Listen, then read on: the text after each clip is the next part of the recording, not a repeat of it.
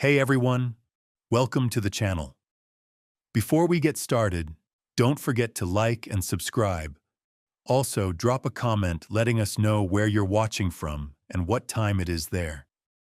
That way, YouTube will keep showing you more stories like this. Now, let's begin. I'm Chasey, 27. I work at this little coffee shop in Riverdale. Charles and I had been together for 3 years.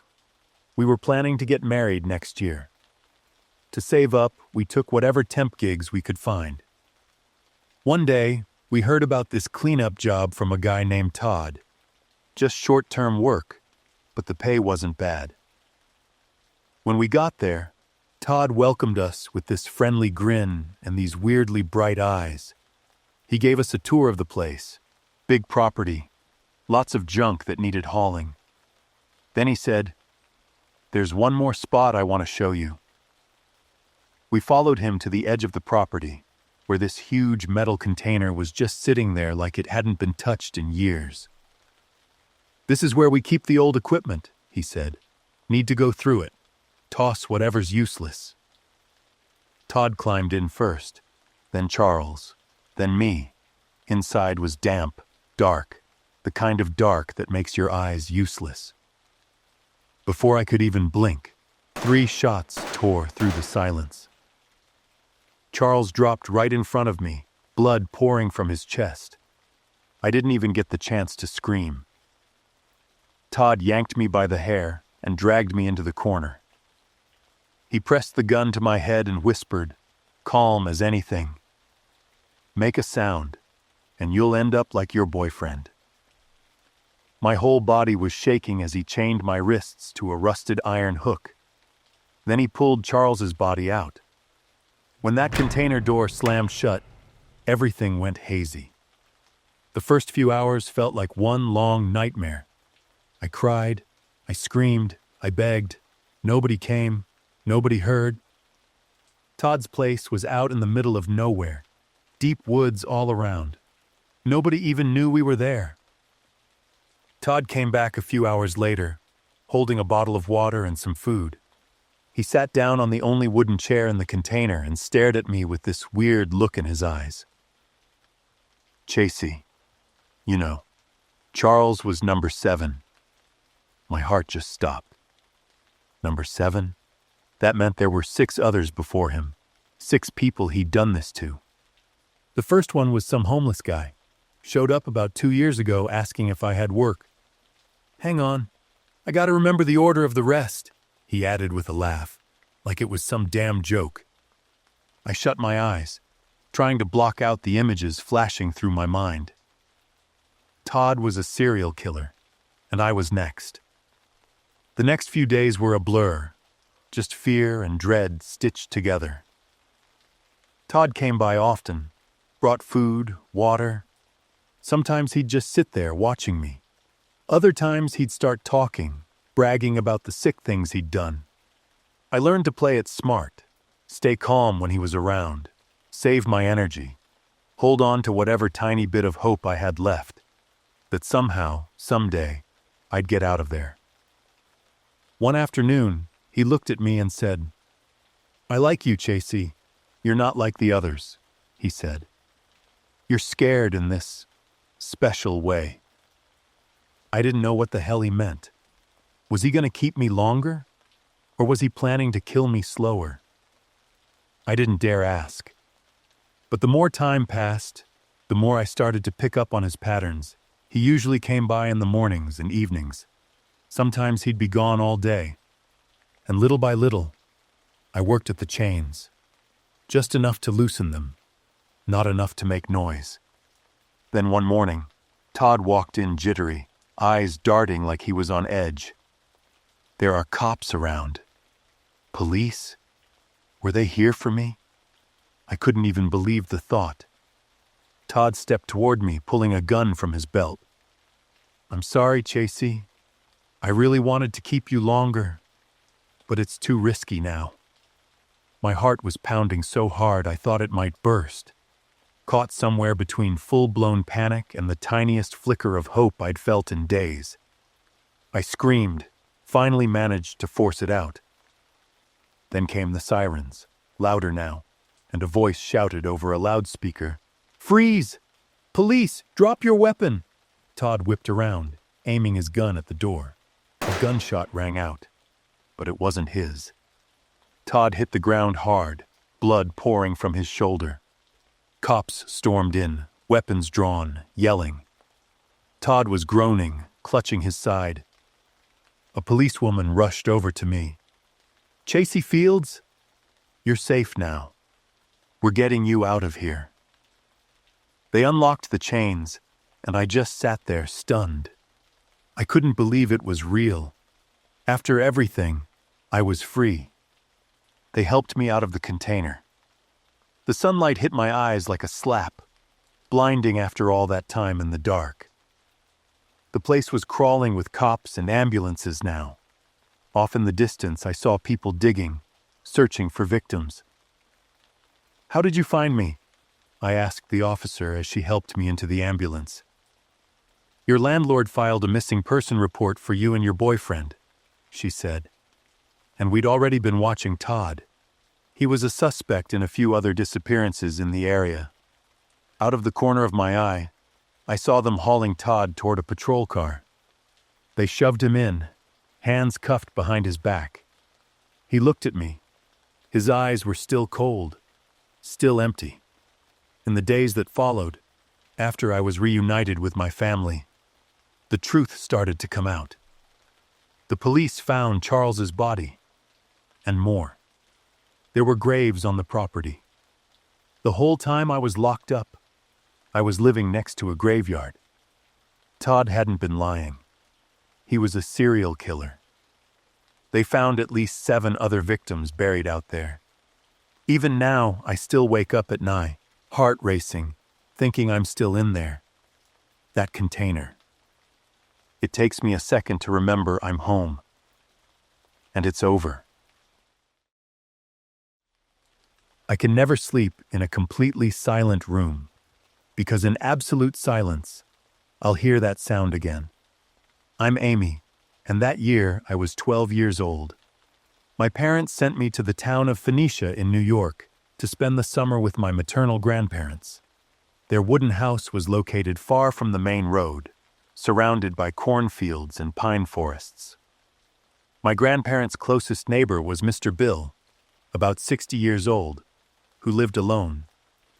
Mr. Bill was as strong as a bison. Every day he did all sorts of different jobs around his ranch. On the 3rd day after I arrived, Grandma rushed home, her face ashen. "Bill is dead." I was stunned. Just yesterday, Mr. Bill had waved from across the fence as I walked by. The doctor came to perform an autopsy that same afternoon.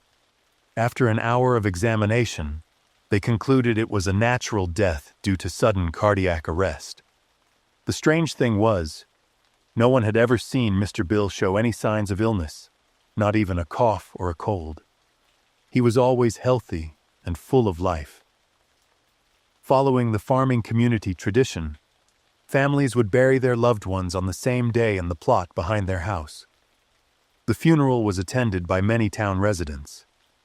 Even though I had only just met him, I was very fond of Mr. Bill, so I went with Grandma to attend the funeral. I stood next to Grandma, watching them lower the coffin into the deep hole, feeling both sad and a little shiver. That night, I couldn't sleep well, probably because Mr. Bill's sudden death was still haunting my mind. In the middle of the night, I woke up because I had to use the bathroom. My grandparents' bathroom wasn't inside the house. It was a separate outhouse located in the plot behind the house. The path to it was a small dirt road. I hesitated for a few minutes, then decided to grab a flashlight and step outside. The August night air was chilly, and crickets chirped from everywhere. The faint moonlight filtered through the trees, casting strange shadows on the ground. As I walked past the fence that separated the 2 properties, I saw Mr. Bill's fresh grave. I continued towards the outhouse, my hand gripping the flashlight tightly. Just as I stepped inside the outhouse and sat down, I heard a sound. It was a thumping. I held my breath, listening. The thumping continued, steadily. Then another sound, a weak scream. I jumped up, my pants not even properly pulled up, and ran at full speed back to the house. I cried as I ran. When I got home, I rushed straight into Grandma's room and shook her shoulder hard. "Grandma, they're screaming near the outhouse." Grandma sat up, her eyes still hazy from sleep. "Amy, what's wrong with you? Did you have a nightmare?" I was still crying and gasping for breath. Grandma took me back to my room and tried to comfort me. "The strange sounds you heard are perfectly normal for a sparse, wooded town like this. You're just imagining things. Sleep tight." Maybe Grandma was right. Maybe I was overthinking things. I lay down, but I couldn't sleep. Near dawn, I had to use the bathroom again, but didn't dare go alone. I woke up Tom and Lisa, my two cousins who were sleeping in the next room, and asked them to come with me. All three of us went outside with flashlights. On the way to the outhouse, Tom and Lisa whispered about how I might be stressed because of Mr. Bill's death. But when we got closer to the outhouse, everyone fell silent because we heard that sound. This time, it was desperate pleas from underground. Without another word, all three of us ran back to the house as if chased by ghosts. This time, when we woke up Grandma and Grandpa, the two adults saw the fear on Tom and Lisa's faces and knew this wasn't just my imagination anymore. No one could go back to sleep. The three of us took turns recounting in detail what we had heard, especially me, having witnessed it twice. That sound, I think it was Mr. Bill. My words left the whole family stunned. No one could sleep anymore. Grandpa quickly put on his clothes and ran to Mr. Bill's son's house to meet him. Their conversation lasted a very long time. It took hours of persuasion before Grandpa finally got permission from Mr. Bill's son. They then called a few other men from the farming community to help dig up Mr. Bill's grave. An hour passed, and they all worked together to clear the last layer of soil and open the coffin lid with trembling hands. Mr. Bill's body was now face down. When Mr. Bill's son turned his father over, all the men present were practically frozen. Mr. Bill's eyes were wide open, his mouth agape as if he had been desperately trying to scream. His entire body was covered in scratches and dried blood. There were also claw marks on the coffin lid, evidence of the terrifying last hours of his life. Mr. Bill had been buried alive.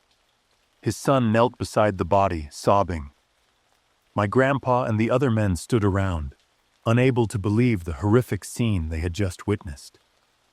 The doctor who had performed Mr. Bill's autopsy earlier was called in.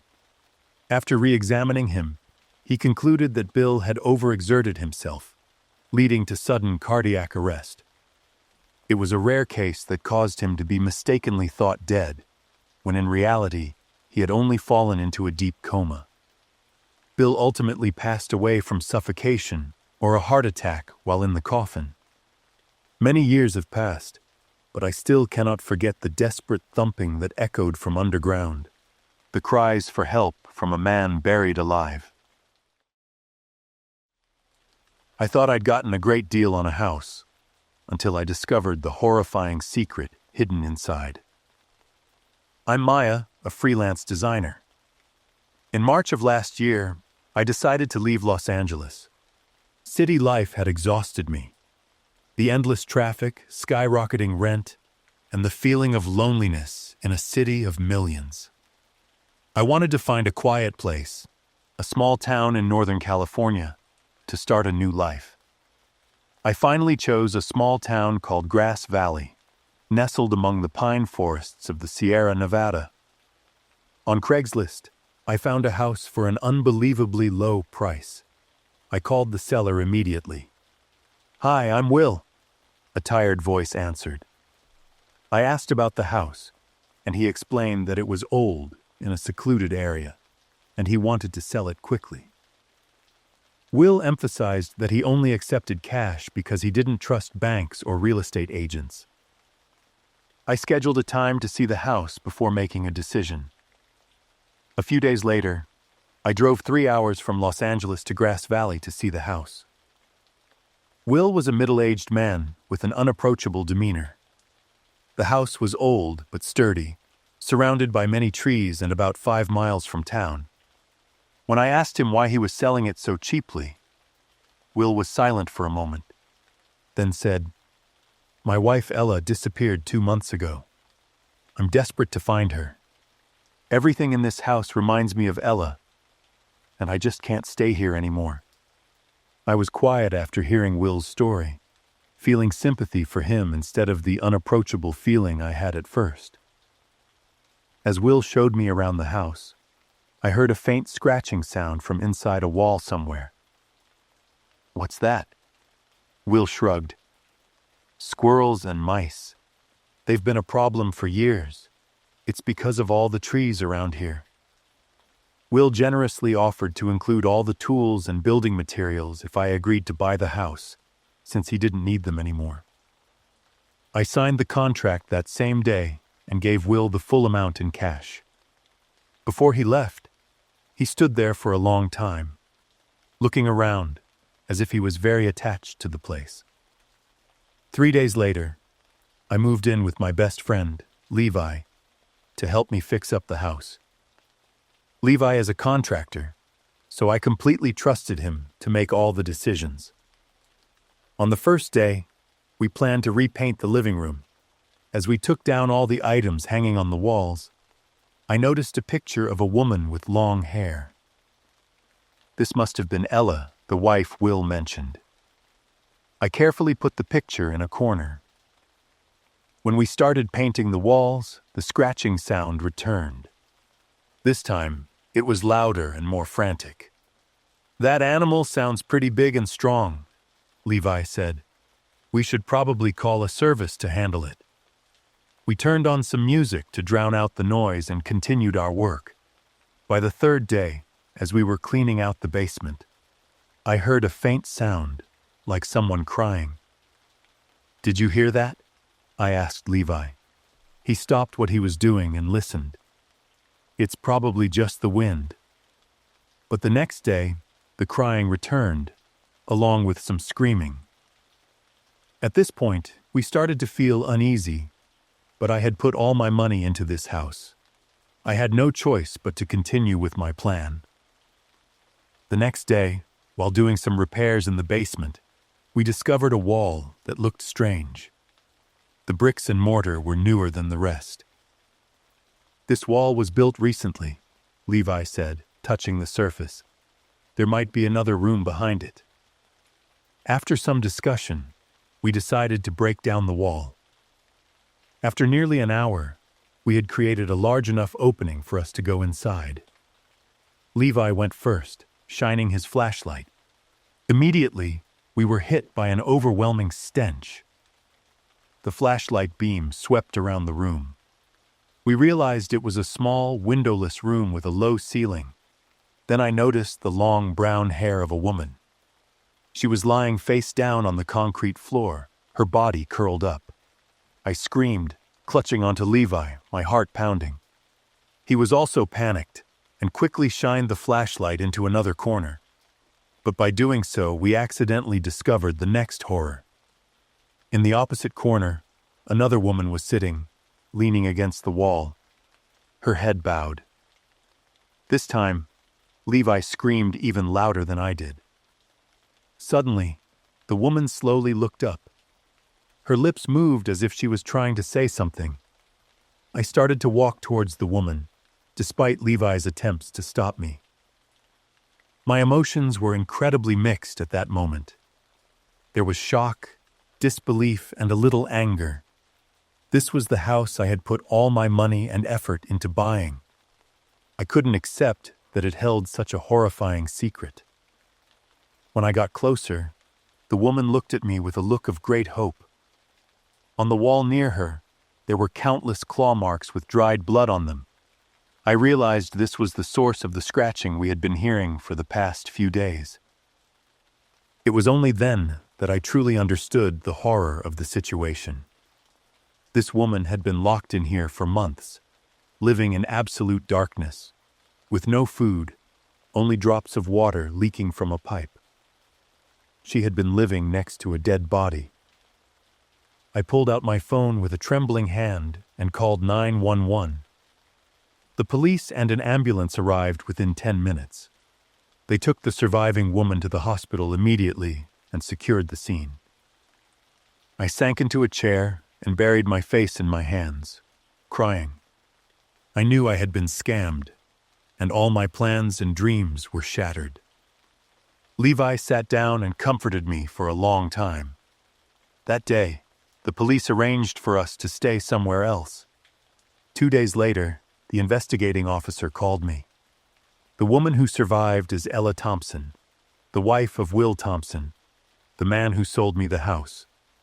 The woman who died is Anna Kim, 24 years old. Ella had told us the whole truth. Anna Kim had come to the house to demand that Will leave his wife and marry her, threatening to tell Ella everything. Will killed Anna in a fit of rage, and when Ella threatened to call the police, he locked both of them in the room and sealed the wall. I felt stunned and cried a lot again when I learned the whole truth. Will was arrested at a motel in Sacramento. He confessed to murder and unlawful imprisonment. Ella recovered after 3 weeks of treatment at the hospital. As for me, I put the house back up for sale after having everything in the basement completely cleaned out. I'm living in a small apartment now. I learned an expensive lesson. Nothing is cheap and good in this world, and certainly nothing is free.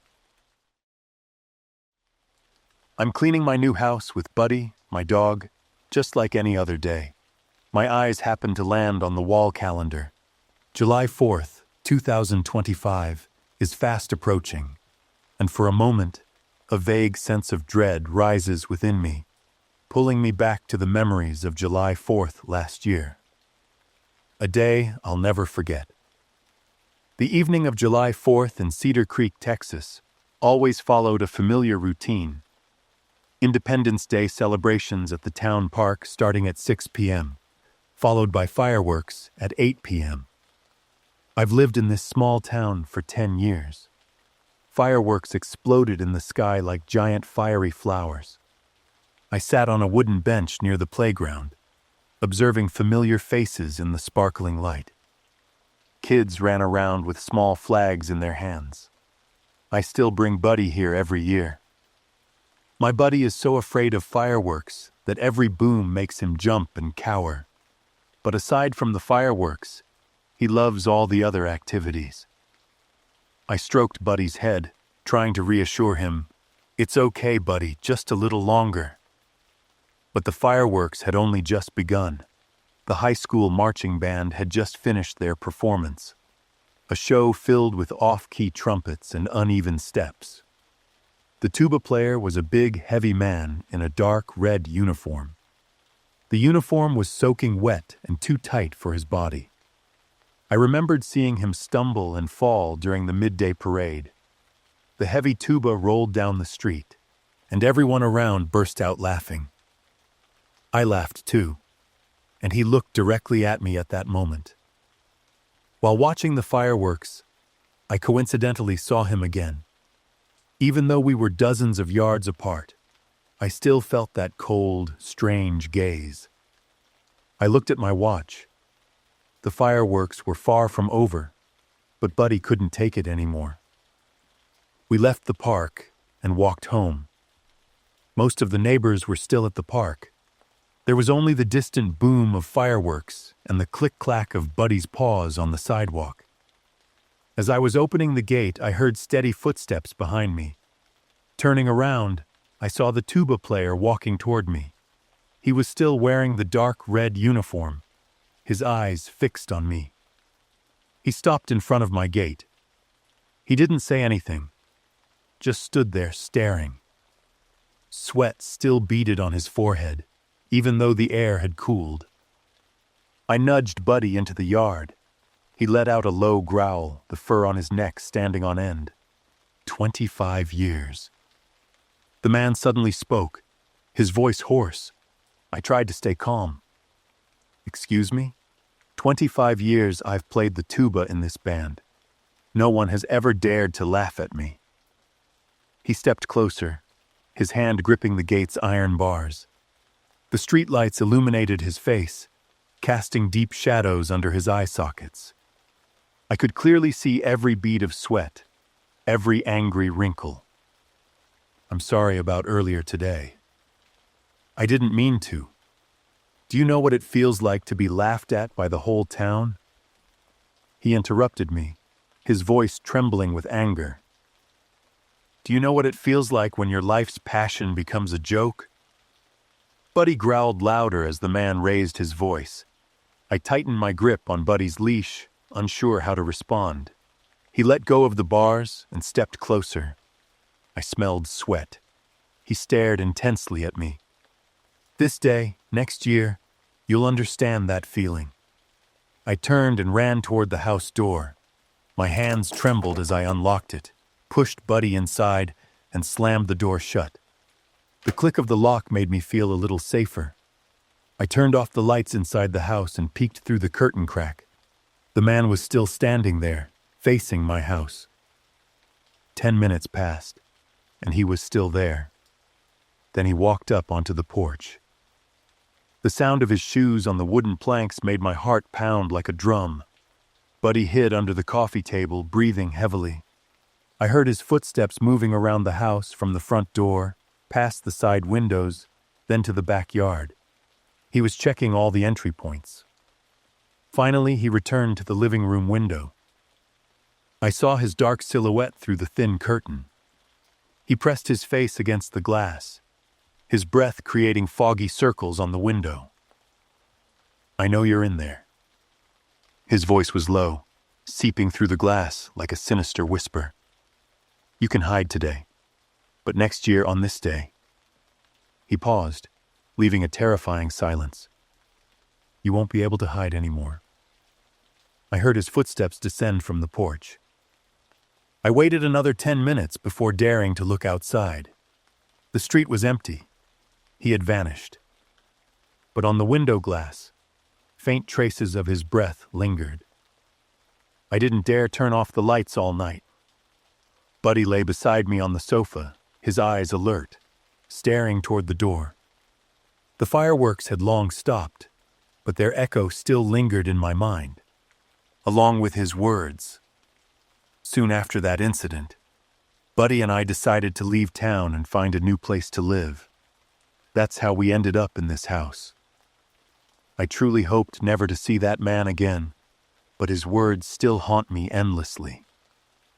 Will he really come back? Or was it all just an empty threat?